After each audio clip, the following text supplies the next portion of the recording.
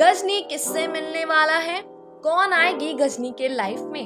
Hello guys, आप देख रहे हैं बॉलीवुड स्टूडियोज और मैं हूं आपकी दोस्त और होस्ट अंकिता। मेकर्स गजनी फिल्म के सीक्वल बनाने जा रहे हैं जिसका नाम गजनी 2 होने वाला है। आप हमें कमेंट में जरूर बताइए कि आपको क्या लगता है, फिल्म गजनी की तरह फिल्म गजनी 2 एक हिट साबित होगी या नहीं। वहीं अगर फिल्म गजनी 2 की स्टोरी की बात करें तो जैसा कि फिल्म गजनी में आपने देखा कि कैसे आमिर अपना बदला लेते हैं, फिल्म गजनी 2 में हमें ये देखने को मिलेगा कि गजनी अपने लवर के याद में बहुत टूट जाता है। धीरे धीरे वो बहुत ज्यादा चिड़चिड़ा सा हो गया है, मानो जैसे उससे बहुत नफरत हो चुकी थी। ऐसे ही एक शाम वो रास्ते पे चला जा रहा था कि एक गाड़ी से उसका एक्सीडेंट हो जाता है, जिसके बाद उसकी आंख एक हॉस्पिटल में खुलती है जहां वो देखता है कि एक लड़की है जो बिल्कुल कल्पना की तरह दिख रही थी, जिसे देखने के बाद गजनी को समझ ही नहीं आ रहा था कि ये क्या हो रहा है। उसे ऐसा लग रहा था कि जैसे वो एक बहुत गहरी नींद के बाद उठा है और उसके लाइफ में जो भी हुआ है वो एक सपना था, क्योंकि उसकी लवर कल्पना तो यही है। वो इन सभी सवालों और ख्यालों के बीच घिरा ही हुआ था कि वो लड़की उसके पास आकर कहती है कि सॉरी, मुझे माफ कर दीजिएगा, मेरी वजह से आपका एक्सीडेंट हो गया, आप प्लीज पुलिस केस मत करिएगा, आपको जो भी खर्च होगा मैं वो देने के लिए रेडी हूँ। जिसके बाद गजनी उसे कुछ नहीं कहता है और वो उसका सारा बिल क्लियर करती है और उससे पूछती है कि वो कहाँ रहता है, जिस पर वो कहता है कि जहाँ किस्मत ले जाए। जिस पर वो उसे अपने घर लेकर आती है, जिसके बाद वो उसके घर में रहता है और कुछ कुछ काम में उसका हेल्प कर देता है। गजनी हमेशा उसे देखता रहता था और बस देखता ही जाता था। अब वो भी इन सब बातों को नोटिस करने लगी थी, लेकिन उसे समझ नहीं आ रहा था कि वो उसे पूछे तो पूछे कैसे या कैसे कुछ कहे। जिसके बाद एक दिन देर रात को गजनी घर आया। उसने देखा कि वो लड़की हॉल में बैठी हुई उसका इंतजार करते करते सो चुकी है। जिसके बाद वो उसके पास गया, उसके पैरों में गिर गया। तभी अचानक से डर के मारे उसकी नींद खुल गई, जिस पर उसने कहा कि मुझे माफ कर दो, मैं तुम्हें बचाने नहीं पाया, लेकिन अब तुम वापस आ गई हो तो मैं तुम्हें कहीं नहीं जाने दूंगा। मैं तुम्हारे बहुत अच्छे से ध्यान रखूंगा और वैसे ही प्यार करूंगा जैसे पहले करता था।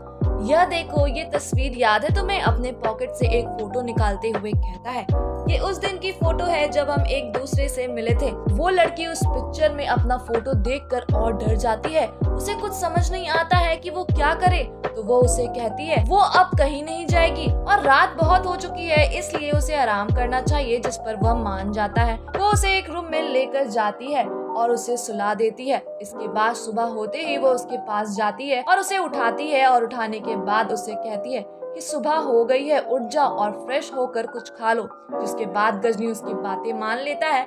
जिसके बाद जब वो नीचे जाता है तो वो उसे पूछती है कि जिसके बाद वो अपने पास्ट के बारे में उसे बता देता है, जिसे सुनने के बाद उसे बुरा लगा और वो इमोशनल हो गई। जिस पर गजनी कहता है कि रो मत, हाँ थोड़ा याद करता हूँ मैं उसे, लेकिन यही जिंदगी है। उसकी यादों ने फिर से घर बसा लिया मेरे दिल में।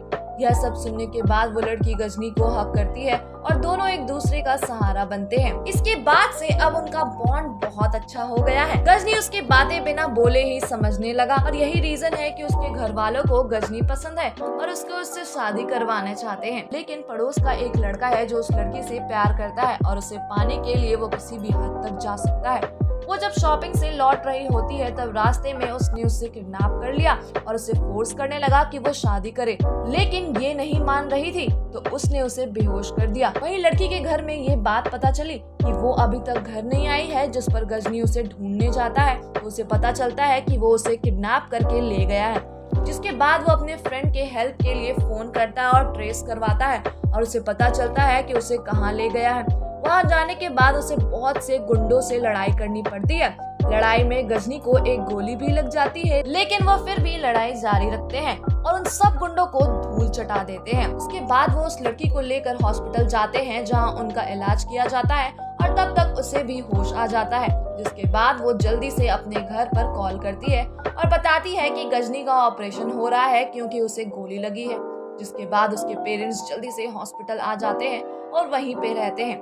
ऐसे ही 8 घंटों के इंतजार के बाद गजनी को होश आया। जिसके बाद वो गजनी से मिलने गई। रूम में जाने के बाद उसे देखती है कि बहुत रोने लगी। जिसके बाद गजनी उसे कहता है कि मैं ठीक हूँ, मुझे कुछ नहीं हुआ है। जिसके बाद वो उसे कहती है कि तुम चुप रहो।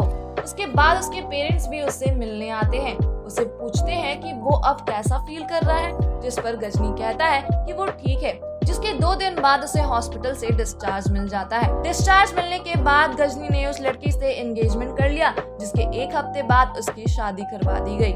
गजनी उस लड़की और उसके परिवार के साथ खुशी खुशी रहने लगा था। उसका खोया हुआ प्यार भी गजनी को वापस मिल गया।